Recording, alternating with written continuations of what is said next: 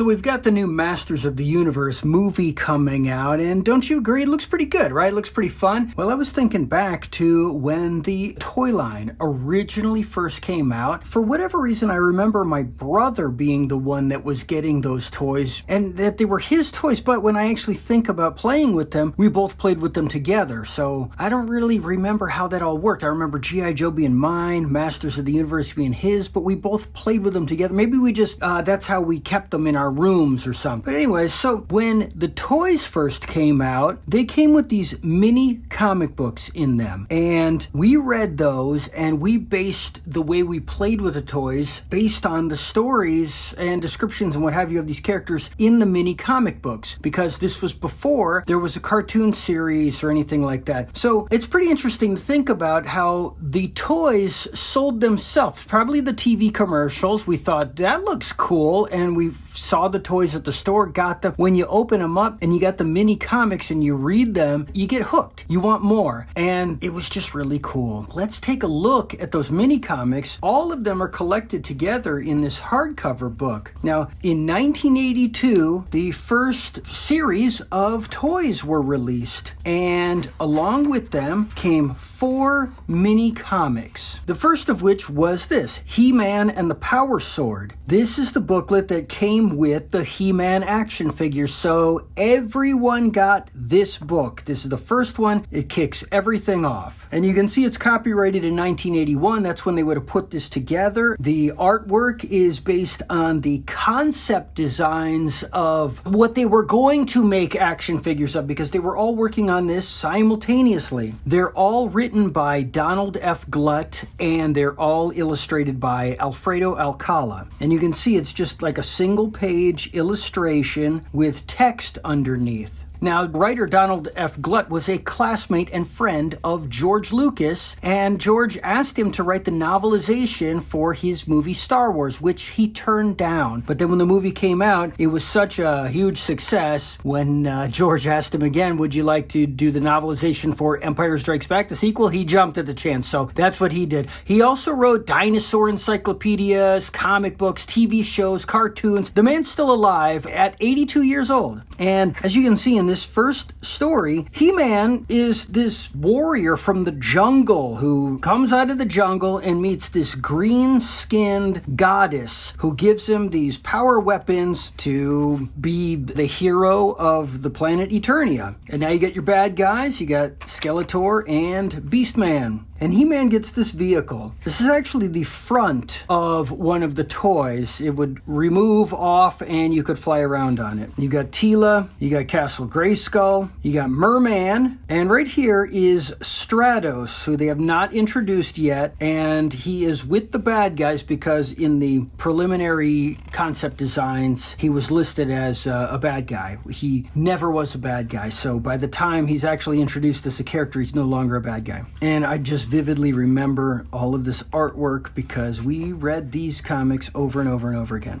Okay, before I continue, look at this right here. Holy cow, what a fantastic illustration. I love this guy, Alfredo Alcala. And we've got Man-at-Arms, based on his early concept design. Now, from these comics, we learned that He-Man's outfit here that he wears, he has 2 of them. One gives him a force field, the other one gives him super strength. He's already strong to begin with, this gives him super strength. So that's what we would do. We would take his outfit off and we would say, okay, now it's going to be the force field. We put it on him, and then he wasn't super strong, but he would have the force field. And that's how we kind of played. And Skeletor Beastman trying to break into Castle Grayskull to get his secrets and powers. It's a cool story, cool adventure, cool comic. Loved it. And you can see it's quite long. And in the end, the good guys win, bad guys run off, and there is the spirit of Grayskull. And Teela has a unicorn. So now we go into the second mini comic. This is King of Castle Grayskull. This booklet came with Skeletor and Man-at-Arms and Merman. We had Skeletor and we had Man-at-Arms, so we had 2 copies of this booklet. We didn't have Merman. But I remember maybe my friend Mark, but for whatever reason, I'm remembering the Turbyvilles had that. These were fraternal twin girls. And it's just another continuing story. So now you have the introduction of Stratos in his early concept art.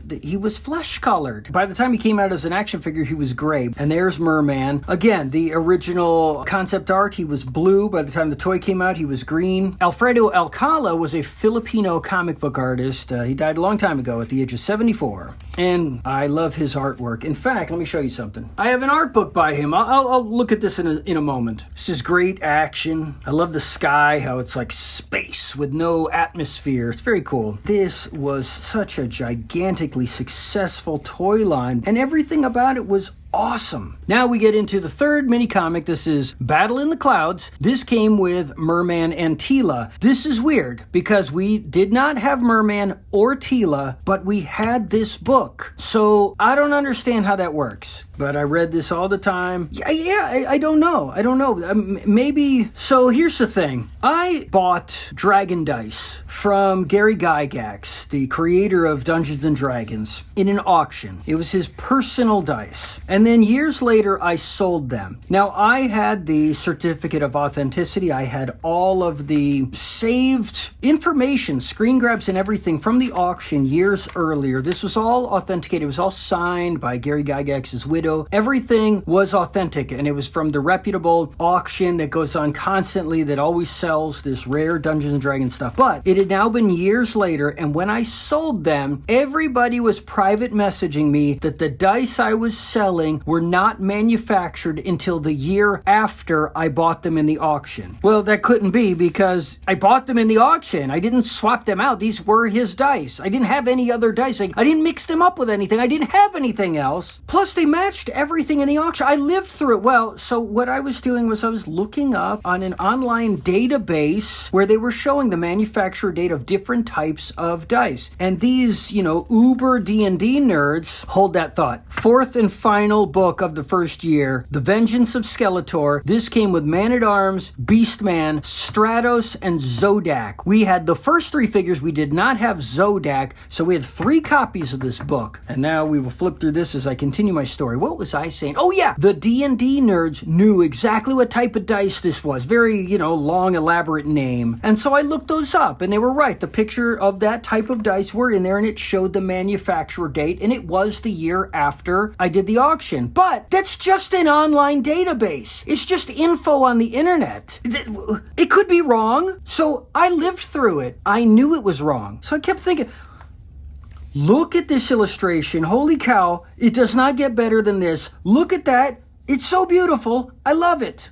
Anyways, so what I was thinking was, okay, so they're manufacturing dice, so they make the dice. They send a set to the creator of the game, and then by the time they come out on shelves and people can buy them, Joe Schmoes like me and this and that, and you and everyone else, it's the following year. That's the date that gets recorded in the online database, just put together by a random schmo like you or me, and then people coming in after the fact that weren't there, that didn't live through the experience, they just go by the database and they go, but it says here, so must be right. Well, same thing here. This stuff is put together. All the info for this stuff of what toys came packaged with this is put together decades after the fact. And so they say, hey, it only came out with these action figures. Well, we had this book and we didn't have those action figures, so I don't know what to tell you. This 4th mini comic shows Stratos and Merman's prototype designs, but in the 3rd mini comic, it had their modern design, so maybe these are out of order. Also, Donald F. Glutt said he wrote the first 3 mini comics, and the first 2 and this 4th one have credits online that they were written by Donald F. Glutt. For the 3rd one, the one that I think is out of order, they say unknown writer. So I think the 3rd and 4th one are out of order. I don't know why they're in this order. Who chose this order? They're not numbered. Not these first 4. But now we've come to the end of that.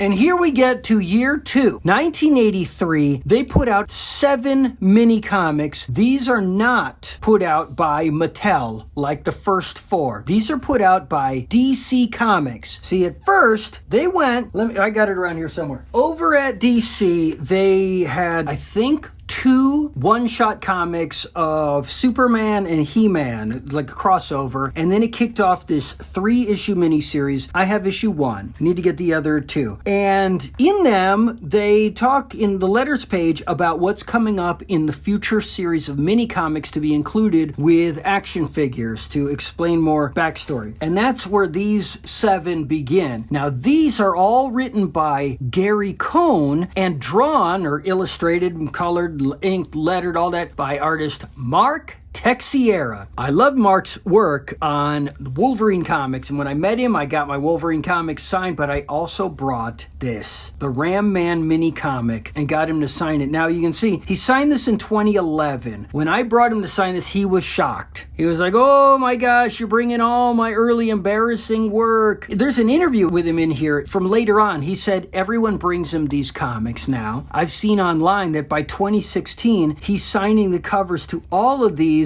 and he'll illustrate a side view head of the character featured. So it had like Ram Man. They look really awesome. I happened to catch him 5 years before he started doing that. So it is what it is. As you can see here, Ram Man is based on his early concept art colors and the cross-cell painting on the back of the packaging, not the actual colors he came out with as a toy, where he had green legs. Now it is comic book format, continuing on from the DC Comics series. These 7 mini comics are also put out by DC Comics, but put into the action figures. This particular issue came with Ram Man, which we had. Now we get into issue 2. This is the Ordeal of Manny Faces. This came with Manny Faces, who we also had, but it also came with Evil Lyn, who we did not have. I think maybe Mark had Evil Lyn. I love these big demons and stuff. By the time it became the animated series, even though we watched every episode, we weren't getting the He-Man toys anymore because we weren't playing with them. We were playing with G.I. Joe, and by then Transformers, and so that's what we were getting. But we still had the He-Man. They were just put away. Did I go into the next issue? I did. Look at this.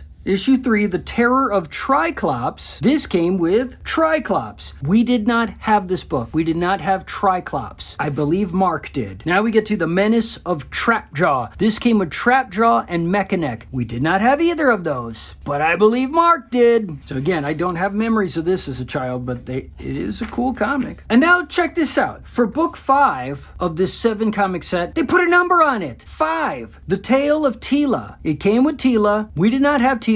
Maybe Mark did. He had all the female action figures. I don't know, because if he did, I blocked it from my memory. We didn't get female action figures. But this is Teela's story. It turns out her and the goddess are one and the same. One is a clone of the other. They can combine into each other. It's because the action figure of Teela came with the goddess's costume that you could put on and take off and whatever, and they came up with a backstory for it. So at the end of the Teela story, you can see this Talon fighter and what's called Point Dread up on Castle Grayskull. They don't really talk about it yet because it's going to get its own book a little bit later. But before we get there, we go to book 6, The Magic Stealer. This came with Mechanic and then He-Man and Skeletor. Well, we already had He-Man and Skeletor, so we weren't getting more He-Man and Skeletor in the following year, and we didn't get Mechanic. And I don't think Mark had Mechanic either, so never saw this comic. It's got this cool giant that lives under the earth named Procrustes. And it's got the attack track. We had the attack track. And it has Zoar, which at this point is just a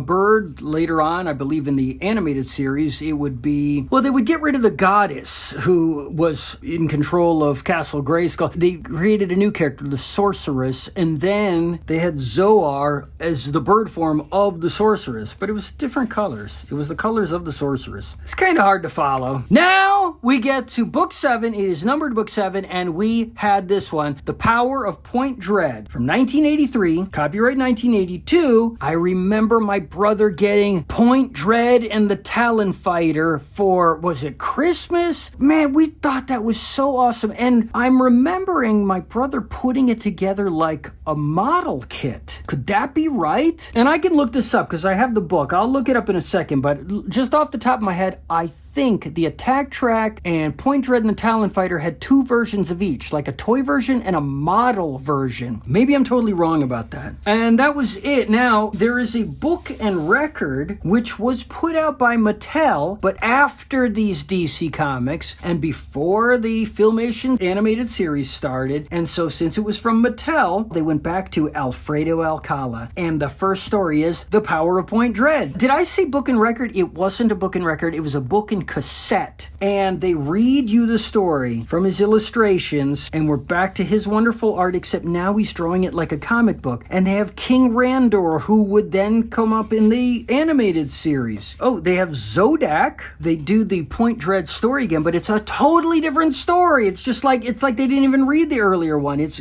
completely new and original. And there we go, The Spirit of Castle Grayskull. And then there was a second story in that book, The Danger at Castle Grayskull. That's where I've left off. That ends that. Then the Filmation series started later that year, maybe in the fall. It ran for 2 years, 83 to 85. That's actually 3 years, right? Yeah. So in the middle year, 1984, there were 10 mini comics that came out. They're all in here. In 1985, there were 9 more mini comics. We got one of them. It was The Treachery of Modulok, because I had the Modulok toy. So here it was years later. So I went back and got a new Masters of the Universe action figure. It also came with Thunder Punch He-Man, which we did not have, but boy, did the Turbyvilles have him? I love that toy. It was so awesome. Well, that was also the same year that She-Ra, Princess of Power, came out, and we watched that every day because we always looked for Lookie. That was the only fun thing. Now, the next year, 1986, came 13 mini comics, of which we got 2. My brother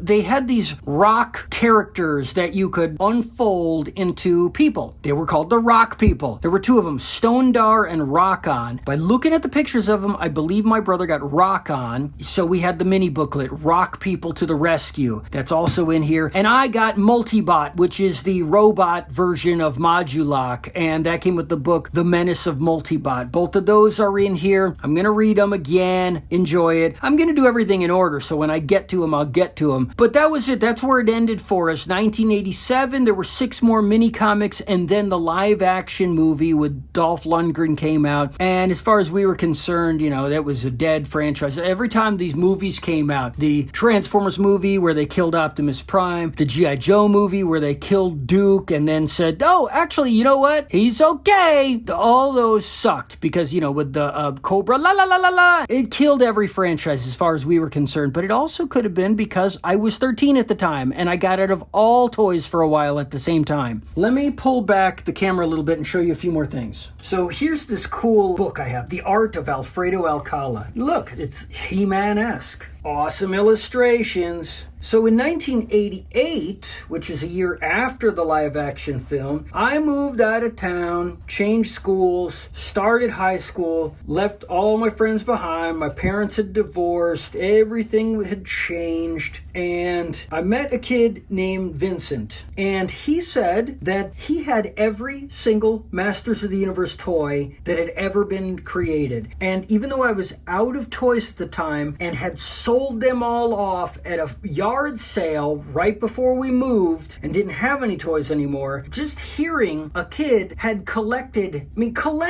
not just like, so we tried to get every toy there was and we played with them, but he did too, but he focused on one toy line and he made sure he got every single thing there was. I tried to do the same thing with G.I. Joe, but then when they were all gone because I wasn't playing with them anymore. Here he was, I think he was a year older than me, and I was already, as what I felt was too old for toys. He was now saving them as a collection. He was no longer playing with them either, but it was a collection. His mom took him out of school the day of the release of the Dolph Lundgren live action film so they could go see the movie together. It was a special thing for him. That'll stick with me forever, that story he told me in 1988. Unfortunately, he didn't live near our apartment complex. I don't know why he was always there at the pool, so I could never go and see his toys. And at 13, I didn't have a car. I couldn't get around, so I didn't get to, I don't know what it was. I wish I'd made some kind of an effort. Like, hey, can I head back to your house with you or something? How'd you get here? Do you really not live in one of these apartments? I don't know. That part of the story doesn't, it's not in my memory. But I do remember I never did actually see his collection. Wonder whatever happened to Vincent. So like I was saying, there's this DC comic. I believe in 1986, Marvel Comics got the license. So they had like a Marvel Age introducing that He-Man was coming. Marvel, they had like a line of comics. It was like a kid's line called Star Comics, where they would put things like He-Man, Heathcliff, anything that starts with he. No, just kidding. And I have the first issue of that. And so we'll look at the toy book. So we can take a look at the toys. So here's the attack track. Why do I remember it being in blue? It's red here. Oh, it's motorized. You know what? We did not have the motorized version. We had one that was a model, but it was exactly like this, but it was blue and didn't have a motor in it. I wonder if they have that in here. It's so weird. Beastman and his whip. Hold the thought about his whip. I just got an idea. I'm going to show you another book in when I'm done here. Okay, so these are all in alphabetical order. They're not in chronological order. Well, kind of. They're in chronological order, but then alphabetical. So we had Castle Grayskull. We were lucky. We had Castle Grayskull. I always thought Faker was the stupidest toy ever made. The Fright Fighter looks a lot like the Micronauts Hornetroid, which we had.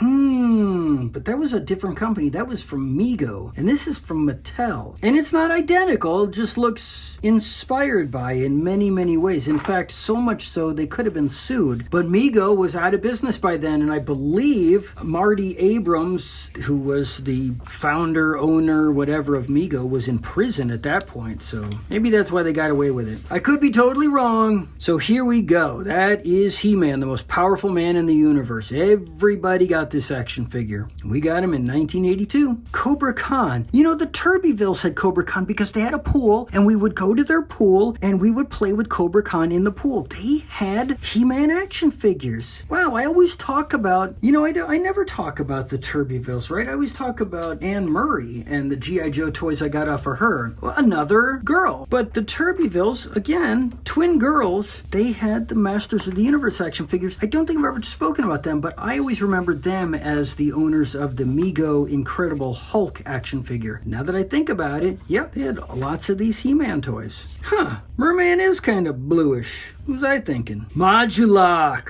See? There he is. Multibot. Man, I have memories of my parents. They were divorced or separated at the time, and the court battles were just beginning. And I was home alone a lot to entertain myself, and I would put Modulok and Multibot, I'd bust all their pieces apart, and I put them in an empty Lego bucket that didn't have Legos anymore, and I would just sit in front of the TV and just build them into different creations to, I don't know, keep my mind off of how our world was falling apart and the house was up for sale. Now, I wish I had Ninjor. That's pretty neat. That's cool. I think I want Ninjor now. I'm gonna look him up on eBay. There it is. Point Dread and the Talon Fighter. So they did not show a model version of the attack track without the motor. They didn't show it. Maybe there's a section where they get into those, because I remember this also being a model. It had everything there.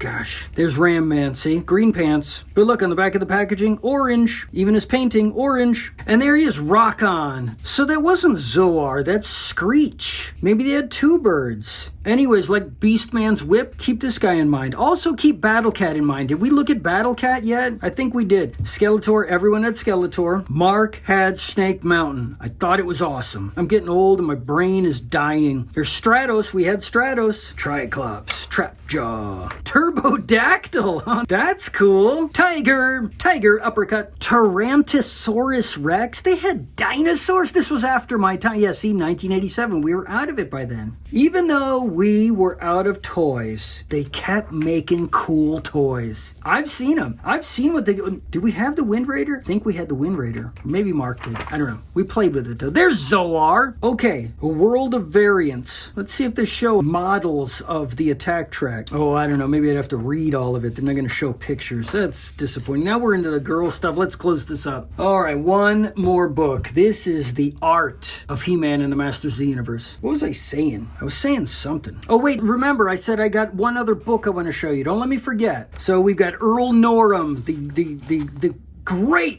great Earl Norham painting these. Oh yeah, I was saying, so I've watched videos online of people younger than me show the toys that came out in the year and 2 years and 3 years after we stopped getting toys, G.I. Joe stuff and things like that. And there were some really, really awesome toys. There was a lot of stuff I didn't like from all the toy lines, but there were some that I was like, oh man, I wish I had just stayed younger for a little while longer so I could have really enjoyed those.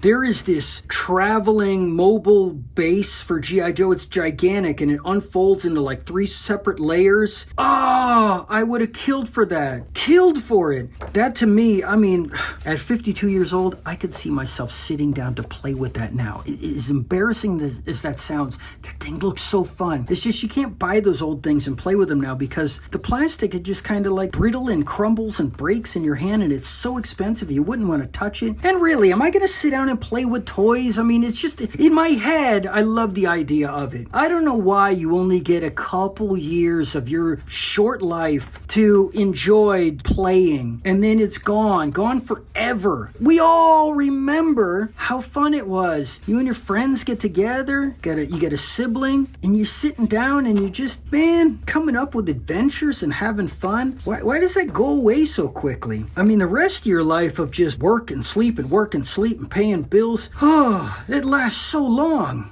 I don't know, maybe shorter than we'd like it to, but God, I would have loved to extend that time of playing with my friends. Wish I still had my friends around. So here we have the cross-sell artwork on the back. Here we go. Look, you can see the canvas detail on the paintings. This book is chock full of all the artwork. It's got all the paintings in here. It's got all the comics. It's got everything. It's even got stuff for animation. Have I shown this before? Do I have another book that had something like this similar in it that I showed? Because I'm having deja vu here. Did I show this before? I got deja vu. Before I forget, I'm gonna go get that other book. I'll be right back. Right here, Big Jim. This was Mattel's toy line before He-Man and the Masters of the Universe. This book was only put out in French, and I have the copy signed by Errol McCarthy. It is signed to, wait a minute, Dear Errol, like Errol Flynn or Errol Otis. Thank you so much for sharing your Big Jim memories and your wonderful illustrations with me. I hope you will enjoy this book, even if it is the French version. There is only a French version. Hopefully an English version will exist one of these days. This book came out 8 years ago. They've never made an English version. All the very best, and it is signed. What is it signed? Is that S.T. something? Is that like a Steve? Stéphane Marsan? Stephanie? Who signed that? And Errol, I guess Errol who? But then it's also signed by Errol McCarthy. Is Errol McCarthy's name in the credits? Why didn't I look this stuff up before? You know what, I did years ago and I can't remember. But anyways, I have their book somehow. I don't remember Big Jim as a kid. I was alive when Big Jim was out, but at that time, I'm watching Sesame Street, I'm getting Fisher-Price toys, and this was not on my radar. But we did have an Etch-a-Sketch. No, we did not. I had the round one. Can't remember the name of it now. I have it in the garage. Right there! Skadoodle. I had the Skadoodle. And we had Spirograph, which was from Kenner before they came out with Star Wars. So Mattel is the one that put out Barbie, and Hasbro put out the boy version, G.I. Joe. There you go. So these are the big toy companies. Here's Major Matt Mason, right? Yeah, Major Matt Mason. This is the one that Tom Hanks bought the film rights for and never made any films. Hot Wheels. So we're going through the history of Mattel before we get into Big Jim. So that's kind of cool. I can't read any of it. You know what? I bet with a language translating app, I could read it. I'm going to have to do that one day. Okay, the origins of Big Jim. So this is the Captain Action. This is from Ideal. That's a different company. Well, okay, they're showing different companies because there's G.I. Joe. All right, this must be the competition. Oh, it's the influences and where all this stuff came from to create Big Jim. I get it. I'm definitely going to have to read this stuff. So here we have Big Jim. Why am I showing Big Jim? Well, we're going to get to it. Maybe I should just flip and get to it and stop rambling. Okay, right here. After Big Jim was introduced, eventually they gave him like a team called Pack. PACK stands for stuff. They gave him different characters. It really became cool. He got this cool, like, David Soul turtleneck sweater. Or no, you know what? He looks like Roger Moore with the black turtleneck and the shoulder holster. That is exactly like Roger Moore. Okay, you got the vet and everything. Now, right here, Zorak. His face changes under this hood. That would eventually become Manny Faces. Now, we'll keep going. Right here, the whip. You see that whip? That is the whip that would then come with Beastman. We've got Dr. Steel here with the metal hand. That concept would become Fisto for He-Man and the Masters of the Universe. Or forget that. Torpedo Fist would become Fisto. Look, they're both there together. Let's keep going. Karate. When you bent his arm, yeah, his bicep would flex. That's something I wanted to say. That is what I loved about the He-Man toys. They had action features. I loved action features. I was a sucker for action features. I love that. Look, we got a Kung Fu, Big Jim. That says karate again. All right, 2 karates. Look, judo and karate. I swear the other one was Kung Fu. Maybe they don't have a French word for Kung Fu. Mark Strong. So you start to have like teammates. Of course, they all look like Big Jim. But they have action features. Oh, cool. Look at this. A comic, and it's in English. Wow. I would not have gotten these.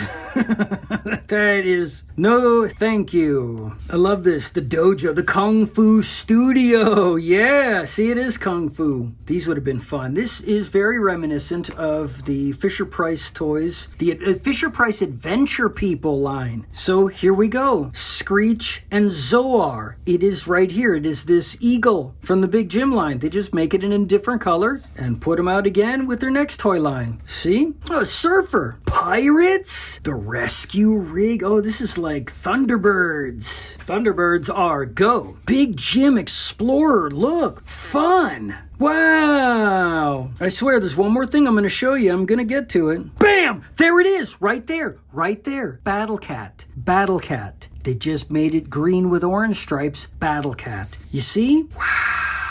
Awesome, right? You know there was an in-between toy line too. Between Big Jim and Masters of the Universe, they had a Tarzan toy line where they painted that black. And it was Tarzan's panther, something like that. And they gave Tarzan the gorilla as well from the Big Jim toy line. I think it's smart. Just keep using your toy molds with your new toy lines. And it was successful for them. There it is! See?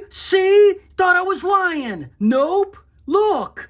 Yeah. So anyways, that's gonna be it. Oh, wait.